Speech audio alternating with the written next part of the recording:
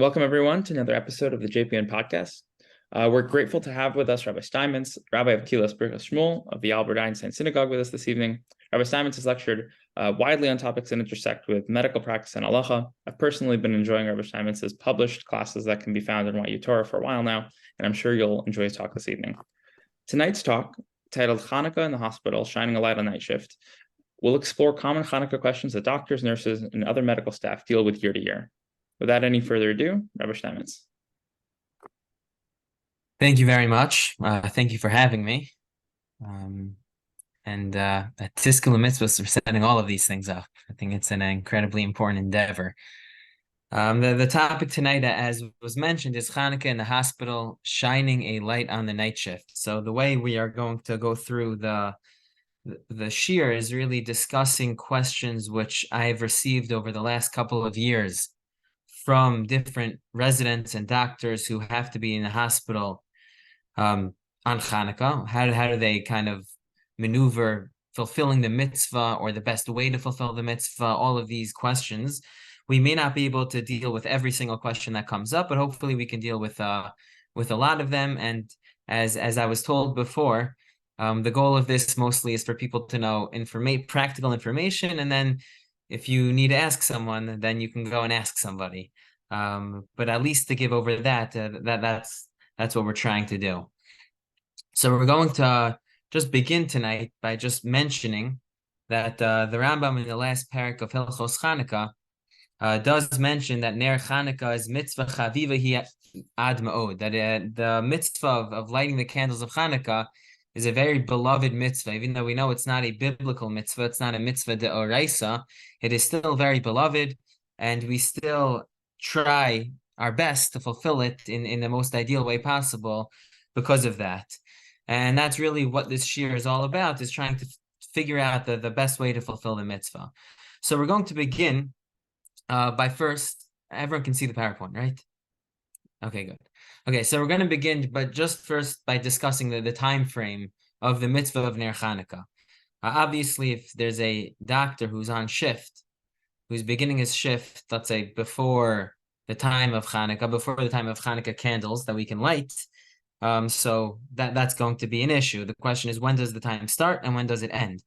So the Gemara tells us in Shabbos here, in this, I put on this sword in Chaf Aleph Amud Beis, mitzvasa mishatishka achama shetichla regel menashuk, that the mitzvah of Ner Chanukah is from shkias achama, from what we call sunset, until the traffic stops from the marketplace, let's just call it. That's the time period. So the Gemara really gives two interpretations of what this means. Either this means that this is the time period, only that whatever this time is, that's how long you can light candles, or this is giving the shiur, the amount of fuel necessary to light the Chanukah candles, meaning it's whatever this time period is. So the Rishonim, the Rif, the Rambam, many others explain that this time period is 30 minutes to half hour. So either it means you have a half hour to fulfill the mitzvah, meaning this is the only time period in which you can light Chanukah candles, or it means you need to have the amount of fuel that can last a half hour. So the Rambam in Hilchos Chanukah in the fourth parak tells us that what this halacha teaches us is that this is the only time period in which you can fulfill the mitzvah. So if you don't light at the beginning at sunset, you can light up until 30 minutes later. And if you didn't light after that, then you can't fulfill the mitzvah anymore. That's what the Rambam holds. Nevertheless, as I put on the slide, the Bali Tosfos point out here in Chaf Aleph Amud Beis, the opinion of the Ri is that this is not true. And I'll just read it. Nowadays, it doesn't matter when you light the candles. You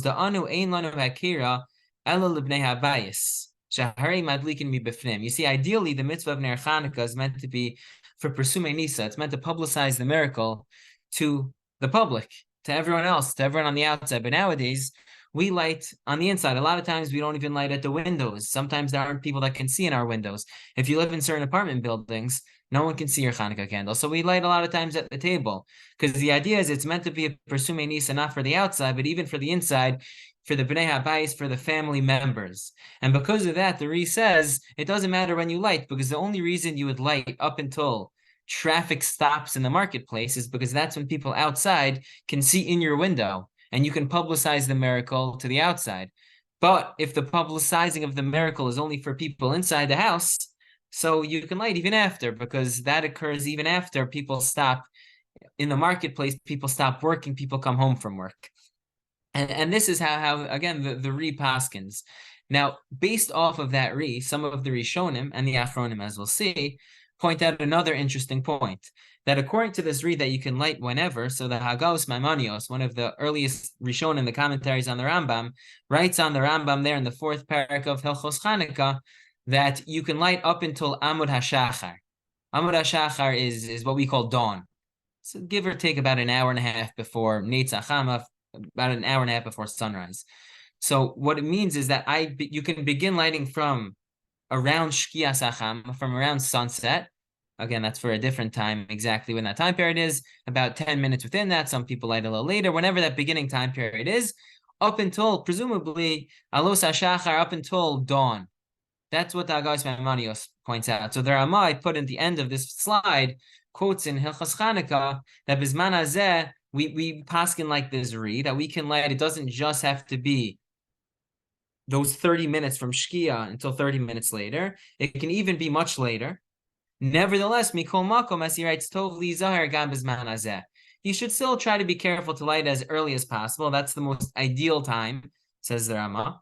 Nevertheless, you can kind of light whenever. And the Magen Avram writes there in Sifkan Vav that not only can you light whenever, but you can make a bracha even until Alos HaShachar. This is a big discussion, but that is how the Magen Avram seems to paskin. So what comes out of this is the time frame for lighting Neiros Chanukah begins around the time period of Shkia. Usually the earliest time is around 10 minutes after Shkia. That's probably the earliest. That's when Rav Shechter, for example, thinks one can light from, but some people do a little later around that time period, all the way until Alos HaShachar. Nevertheless, ideally, you should try to light as early, as close to that beginning time period as possible. So that would mean if someone was on the night shift and they were coming home at 3:30 in the morning, so theoretically they can go to their home, they can go into their apartment, and they can light Neiros Chanukah with a bracha. Now, part of the lighting is, once we're discussing this, we have to realize, first of all, how long does it have to be lit? So to this, the Shulchan Aruch here in Taf Reish Ayin Beis, I just didn't quote it before this Ramah, but the Shulchan Aruch writes that it's supposed to be 30 minutes, like the Gemara tells us, like the Rishonim understand. And not only that, but you would be able to theoretically put it out after 30 minutes. Again, this is not ideal, but if there are reasons why someone needs to put out the Chanukah candles, it can be a myriad of reasons, but whatever the reason is, after 30 minutes, one would theoretically be able to put it out. So if someone were to come home at 3:30 in the morning, so they would light the Neiros Chanukah. If they're afraid that with a bracha, if they're afraid that it's going to cause a fire, so they would blow it out after 30 minutes because they want to go to sleep, obviously. And there should ideally be someone else awake. The Mishnah Berurah says very clearly in Sif Katan Hey there that you should wake up the people that are in your house. Because again, the mitzvah Ner Chanukah is not just for you, it's to publicize. So you need someone else to be up. So as long as there is someone else up, you can light, again, at 3:30, 4 o'clock in the morning. Poskim say it should probably be a half hour before dawn. But as long as it's before that time frame, you can light as long as there's someone else up, and as long as it's going to stay for at least a half hour. Now the question is, although all that is true, the question is that ideal? Meaning, I can light it much later, but as the Ramah said, Tov li zar gam bizman hazeh, that the most ideal fashion is to light as early as possible, to light as close to Shkia as possible. So are there any other options? So presumably there is. So if someone is married, the question always is, can a spouse light on your behalf? So the Gemara in Shabbos and Chav Gimel Amud Aleph tells us, and it's important to note that all these little discussions that we're talking about, they all really deserve their own share. They all deserve a lot of elaboration. We're kind of giving the general idea and trying to get it as practical as possible. But again, the Gemara in Shabbos and Chav Gimel Amud Aleph tells us, Amr Reb Zera says, when I was a young yeshiva bacher learning in yeshiva, so I learned far away from my home, and the people that I used to live by, I would be mishtatet bepruta. Again, a different discussion, but if you're a guest at someone's house, so you're supposed to partner in their candle lighting. So he would give them a pruta, he would give them a nickel, and he would be part of their candle lighting because he was their guest. But says Reb Zera Basar Dinesivi Isasa, once I married my wife, Amina hashta vada lo tzrichna. He says, now I don't need to be mishativ. I don't need to partner with the people that I'm a guest by. Because my wife can light for me in my own house. And because of that, says Reb Zera, I rather my own house be the place where my Chanukah candle is lit, and my spouse can light on my behalf. This is how the Shulchan Aruch does paskin, and the Mishnah Berurah paskins this in many different places, that one is allowed to have their spouse light on their behalf. The reason for this, as we'll get to in a few minutes, B'li Neder and Yirtzeh Hashem, is that the mitzvah to light candles is a mitzvah of Ner Ishu Beiso. It's a mitzvah to light candles in your house, Beiso. Your wife or your spouse is lighting in your house, in your bayis. So that is the most ideal place. Rather than to light in where you're a guest, we rather you light in your own house. So in this case, your spouse would be able to light for you in your own house. Now it is important that the Mishnah Berurah discusses this at length, but there are a lot of kind of factors that come up in Taf Reish Ayin Zayin Sifkat and Yud Beis is one place to look, and the Biur Halach in a few places. But it's important that the person knows that they're lighting, the spouse knows that they're lighting on your behalf, and again, they should light in the most ideal time, meaning as close to Shkia as possible. Those are two kind of prerequisites. Now, there is a discussion in the poskim about whether your spouse is able to light in your behalf in all situations or not. For example, Rav Shechter writes in his Sefer that in order for a spouse to light on your behalf, it really needs to be in the same city. So if someone is doing an away rotation and they are in California and I live in New York, so I really, Rav Shechter thinks that I can't light on behalf of my wife in that situation, or my wife can't light on behalf of me in that situation. However, many posts can disagree with this. Rav Moshe writes in his tshuva, Rav Moshe Feinstein writes in a tshuva, and Chacham Ovadia also has in a tshuva, where they believe that really you can light even if you're in a faraway place. Chacham Ovadia really thinks if you're in a different country, even you can always light on behalf of your spouse. So again, according to for those who follow Rav Shechter, you really would need to be in the same city. But for those who don't and follow Rav Moshe Feinstein and Chacham Ovadia, it seems to be that a spouse can light on your behalf even if you're in a faraway place. So this would be ideal. Now, what would be more ideal? Your spouse lighting on your behalf at the proper time, or when you, as a resident, you come home from your night shift and you come home at 3:30 in the morning to wake up someone and to light then. So presumably, and Rav Shechter has told me this explicitly, that the way Rav Shechter understands, and the way many poskim understand, is that it is better for your spouse to light on your behalf at the ideal time, or at the more ideal time, than for you to light at 3:30 in the morning. Now, this becomes a little more complicated because let's say someone comes home at 10:30 at night. 10:30 at night is a lot different than 3:30 at night. So presumably, any time that if you live in Manhattan and you come home at 10:30 at night and it's still busy in the streets, so in that situation, it seems to be that you would be allowed to wait and light if it's still busy. If you live in the suburbs at 10:30, so it'd be more ideal for your spouse to light on your behalf because people aren't walking around at 10:30 at night. I don't know if people are walking around at 10:30 at night in the city either. That was just a presumption of mine. I don't know. But that's the idea. So again, if you're coming home at 8 o'clock, so then your family can wait for you and you can light with them. If you're coming home at 12:30, if you're coming home at 1:30, so really the spouse should light on your behalf. And even if you're coming home at 11, if it's in a place where no one can see it outside, so we rather someone light, again, Tov Yesh Lizar, as the Rama said, to light as early as possible, and the spouse should light on your behalf. Even when a spouse lights on your behalf, the Biur Halacha writes in Taf Reish Ayin Zayin, you should be very careful to try to find somewhere where you can listen to the brachos. Because you're going to be, let's say, in the hospital, and your spouse is going to light on your bed, you're not going to hear any brachos. So ideally, even when your spouse lights on your behalf, the Biur Halacha writes that you should be careful to try to find someone who is going to make a bracha, who's going to light the candles, so you can say amen to those brachos. Let's say someone is not married and they don't have a spouse to light on your behalf. So are there any other options? So presumably there are. And the other option is to appoint a shaliach, appoint a messenger to light candles on your behalf. So this is a big discussion in the poskim, whether one is allowed to appoint a shaliach, a messenger, for the mitzvah of Neiros Chanukah. Now, there are different type of mitzvos in halacha. Some where we are more, I guess, lenient about a shliach. We allow it. It's not a problem. And others which we don't allow it. So, for example, the mitzvah of shaking a lulav. It's a mitzvah that's mutelas al gufa adam. There's an obligation for me to shake the lulav. Someone can't be my shliach, can't be my messenger to fulfill the mitzvah. It's a mitzvah for me to shake the lulav physically.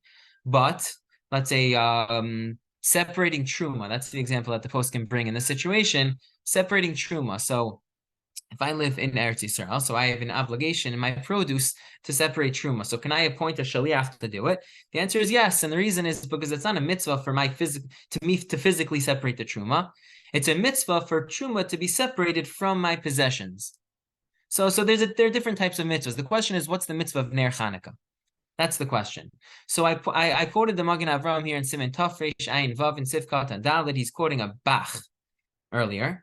But this is what he says: Adam shehidlik, yachol lahadlik liisha.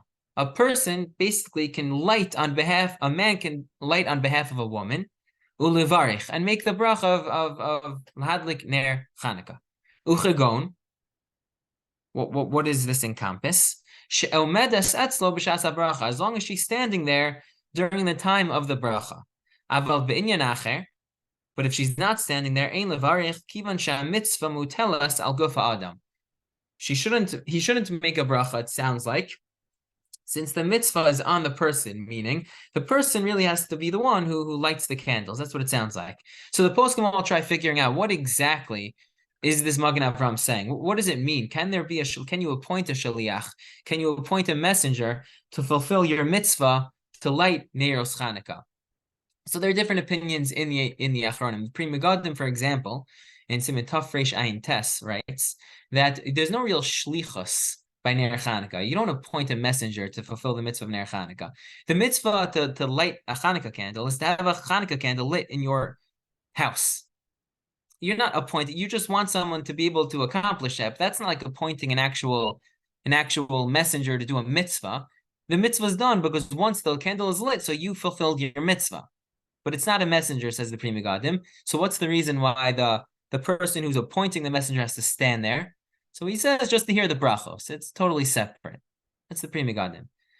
The Machzis HaShekel in a different siman, in Siman Taf Lamed Daled, says no. Really, since this is a unique type of mitzvah, it's like shaking the lulav.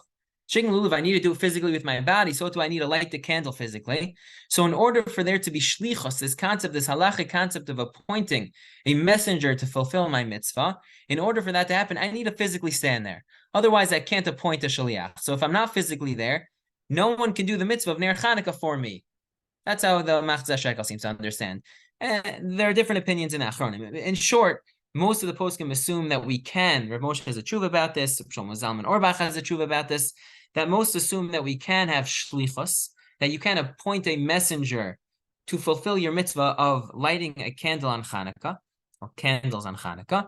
And that's really how we paskin. Rav Moshe Feinstein and Shlomo Zalman have particulars on how to accomplish that, how to say the brachos, but we assume you can appoint a messenger.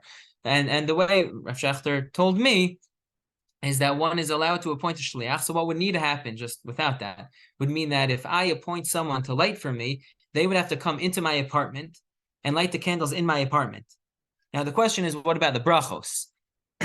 So the way we seem to hold is the messenger who's lighting in my apartment for me can make the bracha of lahadlik ner Chanukah or ner shel Chanukah, whatever you say. But the other brachos, the messenger shouldn't say if he already lit a Chanukah candle. So for example, if I am in the hospital working, and I want to appoint a shaliach, a messenger, to come into my apartment to light Chanukah candles. So what I tell him is, can you light Chanukah candles in my apartment? And he says, okay, but I'm lighting in my own apartment. So I say, it's totally okay. After you light in your apartment, come into my apartment. I'll give you the keys. You light the Chanukah candles by the window at the right time so everyone can see. And you'll make the bracha of Lahadlik Ner Shel Chanukah, and you won't make the bracha of She'asa Nisim. You won't make the second bracha, only the first bracha. Now, what's the difference? The difference is the second bracha has something unique to it, which we'll see again in a minute or two, Bli Neder, is that the first bracha is a bracha on the action of lighting, the mitzvah of lighting the candles.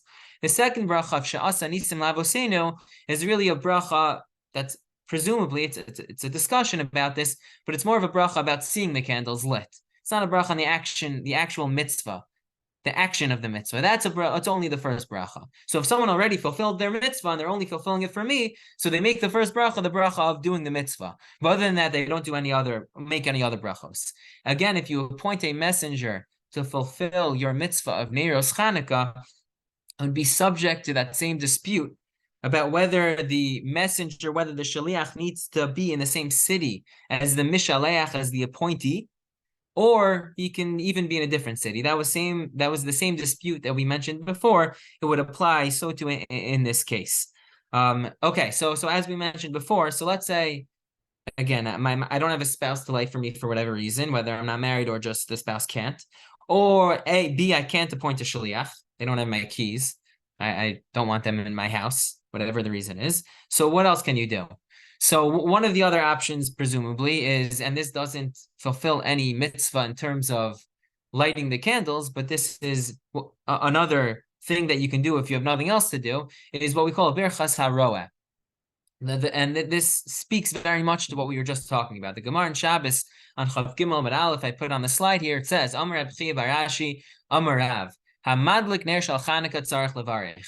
If you light the candles, you have to make a bracha, lahadlik ner shal Chanukah.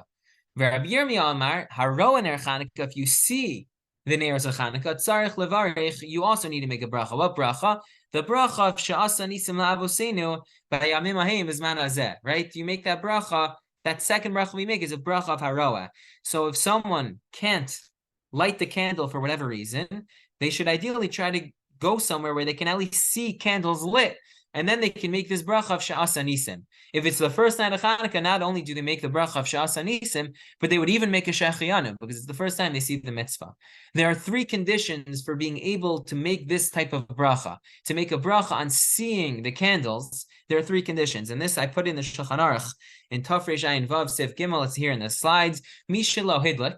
Again, A, you yourself didn't light the candles yet. Veino asid lahadlik va'oso halayla, and you're not going to light that night either. That's 2. And number 3, v'gam ein madlikin alav b'soch beiso, and you don't have anyone lighting for you, whether that be a spouse or a shaliach. You don't have anyone lighting for you in your own house. In that case, you can make this birchas haroeh. You can make the bracha upon seeing the lights of the candles of Chanukah. So that is, again, an option. That's obviously an option only if you can't have someone light for you, and you won't be able to light later before dawn. But this is theoretically another option. Okay, let's say none of these options are available. So now the question is, what can I do in the hospital itself? Can I light in the actual hospital? So this is a bigger discussion also, but we'll just discuss for a few minutes kind of the direction, the practical direction to take. So the Gemara in Shabbos on Chaf Aleph Amud Beis tells us, as we mentioned before, it's on the slide here, Tanu Rabbanan mitzvahs ner Chanukah ner ish ubeso. The mitzvah of ner Chanukah is ner ish ubeso. It's a candle in your bayis, in your house. That's what the Gemara later on will say. You're supposed to place the ner Chanukah pesach mibeso umi bachotz. That you're supposed to place it in the front of your bayis. It's the mitzvah of Neiros Chanukah is about your house. Now, how does halacha define a house? Halacha defines a house by the translation of bayis, which is a house. That's how we define house. A house is someplace where you eat. It's someplace where you sleep. It's someplace where you do chores. Those are all part of your house. So now the question is, can you ever define a hospital as a house? Is that even a possibility? So this is a part of a larger discussion, obviously. But what's important to understand just in terms of kind of our tonight's discussion is the following.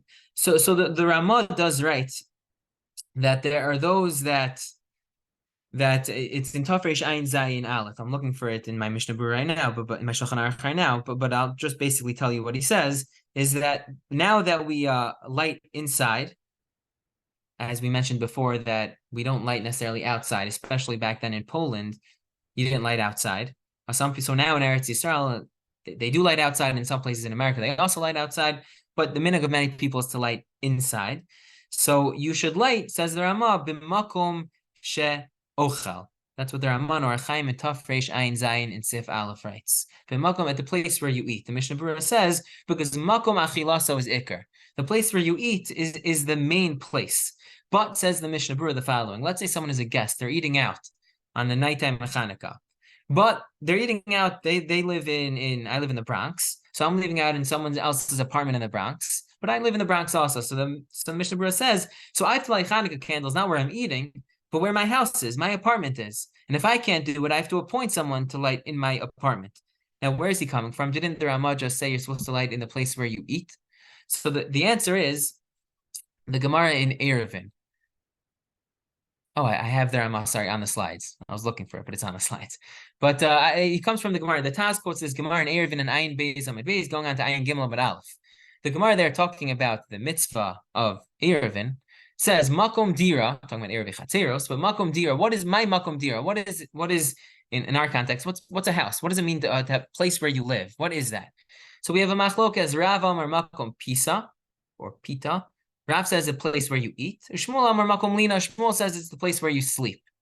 We paskin, as the Shulchan Aruch very clearly paskins in Hilchos Shabbos, in Orach Chaim Shin Ayin, that we paskin like Rav, that makom pita is the ikar, that the place where you eat. Now, why is that significant?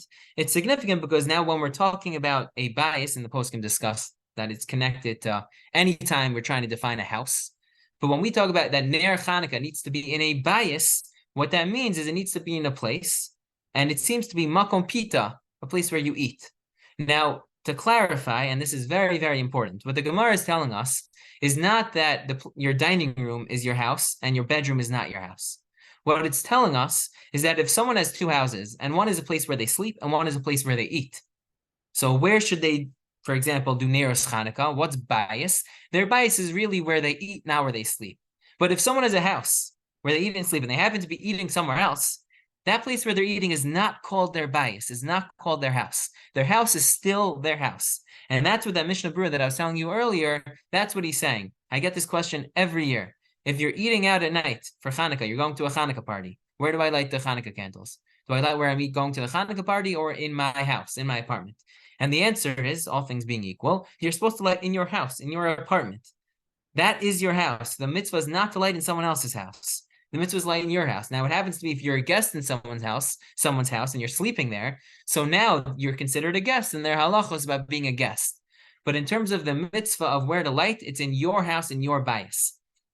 Rav Moshe Feinstein has in a tshuva that another definition of a bias, he writes this in his tshuvas in Yoredei and Chilek Gimel. Another definition of a bias, he's talking about people who are in yeshiva.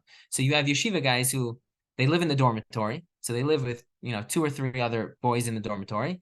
And then they also eat in the cafeteria.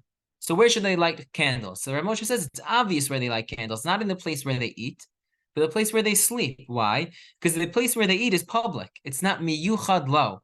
It's not specific to him. So that can't be called your house if it's not specific to him. The only thing that can be called your house is when it's specific to you. If it's not your house. So therefore you light, if you can, obviously, in your dormitory, because that's really what's miyucha to you. That's what's specific to you. That's yours. It's private. It's only shared with you and 2 or 3 other people, whatever it is. And that's where you should light candles. And because of that, again, we're running a little short on time, so I'm not going to go too much into it. But because of that, this now begins a question about if you're on the night shift. So can the hospital ever be considered your house?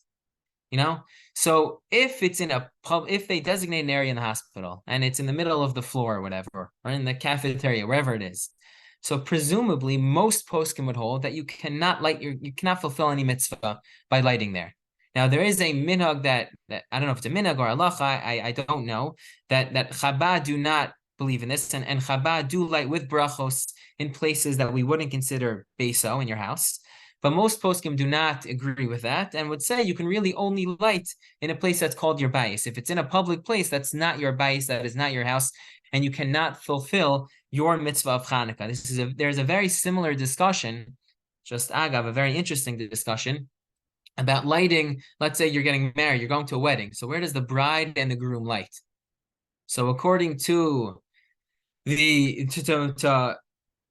some opinions. Rabbi Yashiv has this. They quote in the Sefer Beis Chasanim. It depends, and Rabbi Yashiv says, well, it depends if the chuppah is after the time of lighting candles, so then you should light in your new house. If the chuppah is before candle lighting, so you should light in your parents' house. Shlomo Zalman writes in his Alichos Shlomo that no, you should always light. You should rely on your parents' lighting at this point. I think I once heard Rav Shechter say that you should light in the house that you're going to, or even the hotel. Okay, they're all different opinions. But the common denominator between all those opinions is you can't light in the actual wedding hall. Now, there is an opinion there of some poskim that believe you can light in the wedding hall. I remember seeing this in Reb Shmuel Kamenetsky Sefer. I'm forgetting what it's called right now, but he brings down a handful of reasons in Kovetz Halachos or something, I think is what it's called. But he brings down a couple of reasons why you would be allowed to, the groom would be allowed to light Chanukah candles there. And he says because for him, the wedding hall is more than just, a place where he's eating out. It's really what he calls kavua. It's for him, it's for set. He's not just a guest there. And more than that, he's doing more than just eating. He's doing all these chores like he does in his house in the wedding hall. And more than that, he says, and I think this is the main reason he gives, is that he's homeless at this point. He left his parents' house, so he can't be considered part of his parents' house. And he hasn't yet moved into his new house. So this is obviously what his bias is. This is what his house is. And he doesn't like lighting in hotels. Okay, so he has all these different discussions, different opinions, different reasons why you can light in the wedding hall. But nevertheless, most poskim say not to light in the wedding hall. And the question is, can you compare that? Can you make that a parallel argument in case to a hospital? And presumably, even for those who say you can light in a wedding hall, a hospital is much less yours than a wedding hall. A hospital is public. It's for everyone. You're just kind of working there. And is not even the cafeterias for anyone who wants to eat.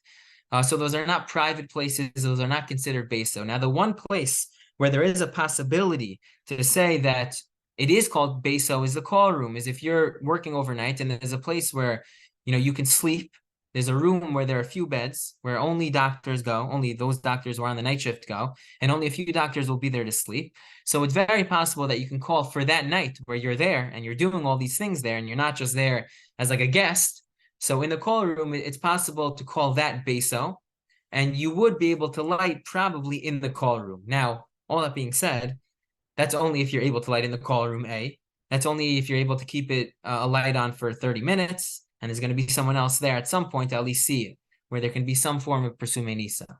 But if you can't light in the call room, because most hospitals have rules against lighting fires, it is obviously very dangerous, as you all well know, and therefore most hospitals do not allow lighting any fires. Now, if the hospital says it's okay to light a small fire in the call room, okay, so that may be the best way to accomplish the mitzvah if you're going to be on the night shift. But assuming most hospitals do not allow such a thing, so the question is, can you still kind of do it quickly and blow it out? And presumably the answer is not. Rav Shechter once told me that he thinks it's probably part of a isser of gezela, of stealing midoraisa, if the hospital says you're not allowed to and you do it anyway. And even if it's not an isser, a prohibition, a biblical prohibition, an isser doraisa, presumably it's not the right thing to do. Asisa yashar v'atov, it is not yashar to do that. It is not the right thing to do. So again, theoretically, the call room is probably the only place where you could light the Chanukah candles on night shift. But practically, it is probably not a practical solution, and therefore you would have to fall on either, again, having a spouse light, appointing a shaliach. If those don't work, lighting before alos hashachar, before dawn. And if none of those work, then at least trying to, in all those cases, again, trying to hear a bracha from somewhere. And if all of those don't work, then at least trying to look at to be able to see candles lit, so you can make a bracha of shas anisim berchas haroah. Now, the final thing just to discuss quickly is what about electric menorahs? So again, this is a big discussion in the poskim on Shabbos. Many poskim believe, Reb Chaim Ozer Grudzinski had this opinion, and this Rav Soloveitchik held, that on Shabbos one can light an electric light and fulfill his mitzvah of hadlakas ner Shabbos. Now, the light has to be incandescent. It can't be an LED light or something like that. Those are called cold. We need something that's considered like an eish fire, which is incandescent. So it needs to be incandescent in order to fulfill the mitzvah of Shabbos, of hadlakas ner by Shabbos. And the question is, can the same be true by Neros of Chanukah. So the post can bring down 3 different reasons why one cannot use an electric menorah. So the first is brought down. I put them in 3 bullet points. So some poskim, the Chuvas Beis Yitzchak, he has this in Yordan Sim Kaf Chaf, where he basically says is that if you live in a house and you put up an electric menorah, so what Persumei Nisa is, that just looks like another light bulb. So having another light bulb is not really Persumei Nisa. It's a little bit difficult to understand his opinion, because what does that mean? Before they had electric lights, like before they had candles, so everything's dependent on the way you light up your house. Let's say you only light up your house with candles. I don't know. It's a little bit hard to understand. Also, it looks like Persumei Nisa if you're using an electric menorah, because it's an electric menorah. It's not just a light bulb. So it's a little bit hard, but that's the reason why the Beis Yitzchak gives that you cannot use an electric menorah. Tzvi Pesach Frank in his Chuvas Har Tzvi in Chelik Beis has a chiddush. It's a very novel opinion that by lighting the Neros of Chanukah, you need what he calls a Maisa Hadlaka. You need an action of lighting, of physically lighting the candles. It can't just be lit. And turning on a bulb is not an action of putting a candle with fire to a wick. That's not. It's not just turning on an electric bulb does not fulfill that what he calls a Maisa Hadlaka, an action of lighting. Now, many disagree with this. I think Reb Chaim Ozer in his Shuvas Achiezer and Chela Gimel disagrees with this, but this is an opinion that Rav Tzvi Pesach Frank did have.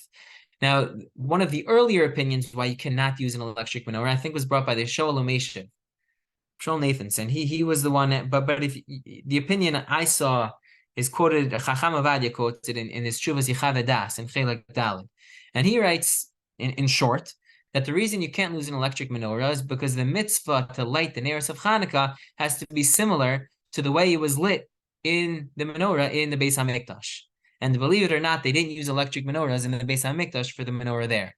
And because of that, because that's the whole point of the mitzvah of Adlagas Neros to be similar to the menorah in the Beis HaMikdash, so those opinions say, therefore, you can't use an electric menorah. Now, Chacham Avadia in that Shuvah concludes, and he says, however, many poskim do allow using an electric menorah in Chanukah, and therefore you would, if b'shas adchak, if you needed to and you had no other option, you should take an electric menorah and light it, and just don't make a bracha on it. This is how Rav Shechter paskin to me as well, that for anyone who cannot light, you get someone else to light for them, B, light themselves later. So in those cases, you can use an electric menorah, you just wouldn't make a bracha. And again, because you wouldn't make a bracha, you should try very hard to hear a bracha from someone else at some point, maybe later that night or something, just so you can say amen to that bracha. But that's, again, in terms of electric menorah. So just to conclude, we've got a few minutes over, but just so we have the kind of the precedence, or the, we call it the kedima, what you should do. So if you're in the night shift in a hospital, so ideally, if you can get home by 7:30, okay, so you get home and you light the Chanukah candles then. If you can't, you're gonna get home much later. So if you have a spouse that can light in your house, so on time, so do that. If you have a shaliach that you can appoint to light in your apartment, in your house, on the right time, so you should do that. If those aren't options, so you should, if you can get home before dawn and you can wake someone up in your house that someone else will be up, so you should do that. If those 3 aren't options, so you should try to use an electric menorah and light it without a bracha. If that's not an option, so you should try your hardest. All those options are good options. If those don't work, those don't work, and again, you should always try to listen to the bracha. But if those don't work, you should use an electric menorah without a bracha. And again, if your hospital allows you to light in the call room, so if they allow such a thing, that would jump to the top of the list, because then you can light yourself in the call room. Okay, so I believe I covered most of those inyanim. Is there an inyan? I just saw the question. Is there an inyan to say a bracha when you see lit candles in a window if you're not able to light it all? Yes, that's what you're calling the birchas haroeh. So that's I don't know. Can I go back on the? I don't think I can go back. Okay, I don't think I can go back on the slides, but we pointed out Birkas Haroeh. The Gemara in Shabbos tells us that Haroeh es haneros, if you see the candles, so you can make a bracha of sha'as anisim labosenu. Again, there are 3 conditions. Number 1, you can't have lit beforehand. 2, you won't lit later. That's 1, really. 2, no one else is lighting for you. And 3, this is kind of like the first one you see. So I don't think I can go. Oh, here, let me try to see if I can quickly. Yeah, right here. See? So the Shulchan Aruch said, Mishelo hidlik ve'eno asad, so he didn't light, he's not going to light, and no one lit on behalf of him. So all those cases he's able to make a bracha of she'asa nisim lavosteinu. On the first night, he would even make a shayachiyanu. Again, yeah, those would, but that you have to fulfill those 3 conditions. Okay, I think that was it. I hope everyone got at least some information, understands questions to ask maybe, and Mirza Hashem, the light of Chanukah should spread into our lives, and we should only see light from here on out.